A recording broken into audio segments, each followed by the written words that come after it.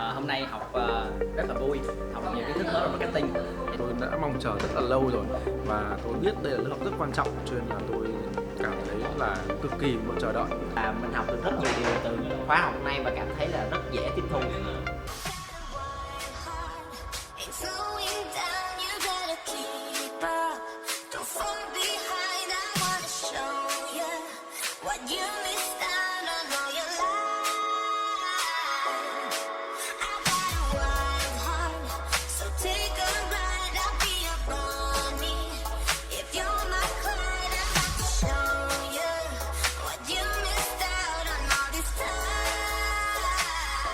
Xin chào các bạn, mình là Mai Phương và mình đến từ Hà Nội.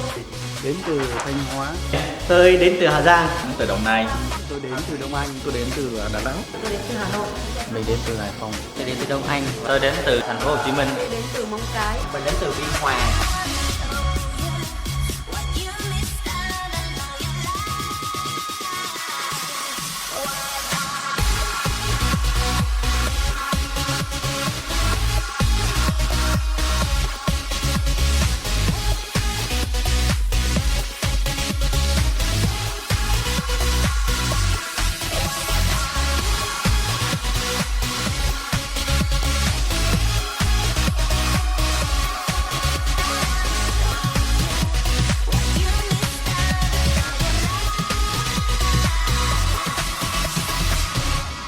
Rất là ấn tượng bởi vì nó mang lại cho tôi những điều cần thiết mà tôi có thể áp dụng vào salon của mình. Cũng được sự hướng dẫn một cách tỉ mỉ, chi tiết. Tôi rất là ao ước và mong muốn rằng những cái khóa học ích lợi như thế này sẽ đưa đến cho nhiều người được tiếp cận để đem đến sự thay đổi.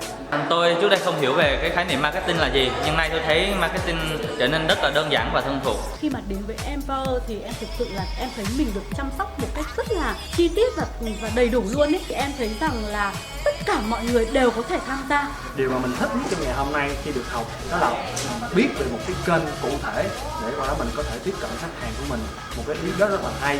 Với khóa học này tôi thực sự rất hài lòng vì thấy rằng là mình còn thiếu rất nhiều kiến thức, và trong khóa học thì tôi được trang bị những kiến thức thực sự là rất là quan trọng và nền tảng cho việc là có thể phát triển marketing cũng như là đem sản phẩm của tôi đến với khách hàng. Trước khi mà học marketing thì mình nghĩ rằng marketing là một điều gì đó rất là kinh khủng, nhưng mà tại khóa học của marketing chiến lược tại Empower thì điều đó trở nên thật dễ dàng với mình. Cảm ơn Empower.